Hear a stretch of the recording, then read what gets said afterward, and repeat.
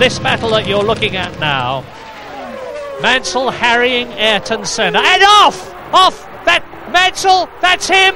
Mansell out, and the World Championship has been won by Ayrton Senna, and ironically, with a very, very sad Frank Williams looking at the pit lane, Nigel Mansell has gone off in despair at the very corner that looks to me that claimed Prost and Senna last year.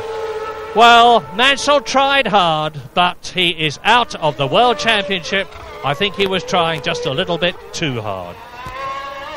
Yes, I think really that what a sad end. What a sad end to such a tremendous fight. And really, I think that was a mistake from lack of concentration on that particular job in hand. Mansell was really lining up on Senna and was clearly thinking about tactics. He just got his left rear wheel off onto the slippery stuff as he turned into the corner there, and in that one tiny error was a whole season's work really gone away. Really, that's a very sad moment for Nigel Mansell. Yeah, indeed it is, and it's taken the steam out of the World Championship, because the World Champion is the man you're looking at now, 3 times in 4 years. 1988, Ayrton Senna. 1990, Ayrton Senna. 1991, Ayrton Senna. There was no question of him joining the ranks of the very, very great in Grand Prix racing, because he was already there. But he's certainly underlining things now. And now it is down to Riccardo Patrese, because the interest in the Japanese Grand Prix, apart from victory of course, turns from the Drivers' Championship, which has been resolved, to the Constructors' Championship with one of the Williams out. And Patrick Head, the designer of the Williams Renault, was talking to Frank Williams as Nigel Mansell sadly walks in, as the others continue on their 11th lap, with Riccardo Patrese up to 3rd, Prost to 4th, Martini to 5th, and the incredible Michael Schumacher in 6th position as you look at the replay. Yes, and here we see mistake again, just going a little bit wide, and off onto the slippery curb, and that was it. And I really think that it looked to me as if Mansell had other things on his mind, which certainly he did at the time.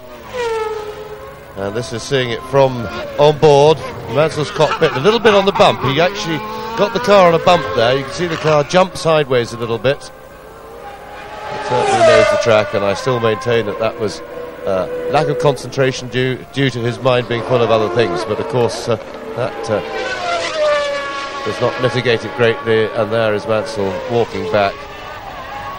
And he must be bitterly disappointed, slightly relieved now that the pressure is over, but above all, very, very disappointed. Senna has had to work very hard this year in a car that hasn't been fully competitive with the Williams, and he must be very relieved indeed, because clearly the fight had been getting to him in Portugal and Spain. He was not himself. It's we're not used to seeing Senna being blown off by his teammate, who's charging away into the lead, and Berger, of course, was quicker than him in the last 2 races as well. So it certainly got to Senna too. It's been quite a fight, and really what a sad ending. So the world champion of 1991 as well. Well, Ayrton Senna's just set the fastest lap, and there's an interesting situation here. Ayrton Senna knows he has won the World Championship. What he's got to do now is to maintain his concentration, and I don't think he'll have any problem in doing that, because I remember one time when he lost his concentration, the Monaco Grand Prix. Here's a replay of Mansell. You see he just drifted wide, went over the curb into the runoff area with the soft material there, and there was no way he was going to get out of that, and of course he didn't. Now, Senna, I remember, lost his concentration in Monaco when he was in the lead, which resulted in him losing the race. Now, the interesting situation is that Gerhard Berger has yet to win a Grand Prix for McLaren. He won for Benetton and he won for Ferrari, 2 of his previous teams. And the question in my mind is, will Ayrton Senna allow, as some people say, Juan Manuel Fangio allowed Stirling Moss to win the British Grand Prix in his Mercedes at Aintree years ago? That is a contentious subject, but will Ayrton Senna bother to chase, to catch, and then try to pass Gerhard Berger?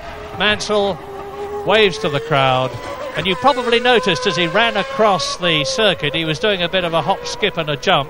That's because he's still not altogether happy with his right ankle after the footballing injury he had in the Spanish Grand Prix. And here's another replay of... Well, Mansell definitely changed direction as he went into the corner there. You saw his car jink to the left. I don't know if he was trying to position himself to get past Senna on the exit of the corner, but that's what it looked like. Yes, from outside the car there, it looks as if he bounced a little bit on the bump, but he actually overcorrected the slide, and that will put you a couple of car widths offline, and so that looked like a driving error of fairly elementary proportions. But as I say, he was building his attack on Senna, and I think for just a split second he forgot to concentrate on the job in hand, and in his efforts to position himself for the attack, he forgot to keep it on the road. And really a great pity for him, and in fact a great pity for us, because we were looking forward to a really grandstand finish to the championship. So Riccardo Patrese, who now is left holding the baby for the Constructors' Championship for the Williams team's point of view, and McLaren also have the upper hand very much on that 2 against 1 situation. And Patrese started from 5th on the grid. He wasn't at all happy with his car on Friday in qualifying. His engine was down on power and he was having a handling problem, as a result of which he lost a lot of time. And you can see for yourselves that there's a substantial gap now between Ayrton Senna in 2nd place and Riccardo Patrese, who's 3rd. And the race order on lap 14 is Berger leading, Senna 2nd, Patrese 3rd, Prost is 4th, Martini is in 5th position, and the amazing Michael Schumacher, who has finished in the points in 3 of the 4 Grand Prix that he's driven in, is in 6th position in the points again in the Benetton Ford. We'll keep an eye on Senna's gap to Berger, because he's just put up fastest lap, and it'd be interesting to see if, with Mansell now removed from the race, whether the tension goes out of Senna's driving and all of a sudden he can start catching his teammate Berger and return to the Senna of old, or whether maybe it's the fact that he hasn't got his car set up right. So we have 6-second gap now between Berger and Senna, and I don't think it's a nice notion that Murray suggested that Senna might let Berger win this race, but I think Senna is still hungry to win everything that he possibly can, and now that he's won the World Championship already this afternoon, maybe his hunger for winning will extend back into winning this race. And if that's the case, I don't expect that he'll be very kind to Berger, although of course he appreciates the teammate and won't fight him unduly, but I'm sure if he can catch him, he may well try and pass him. Well, he is catching him. The gap is down to 4.7 seconds, but you're watching the great Alain Prost in what may be his last Grand Prix. He's in 4th position, and if he stays where he is now and gets 3 World Championship points, he will have become the first man in the history of Grand Prix racing to score 700 points, as he was the first man to score 500 and 600. An incredible achievement from an amazing man. And there is Berger.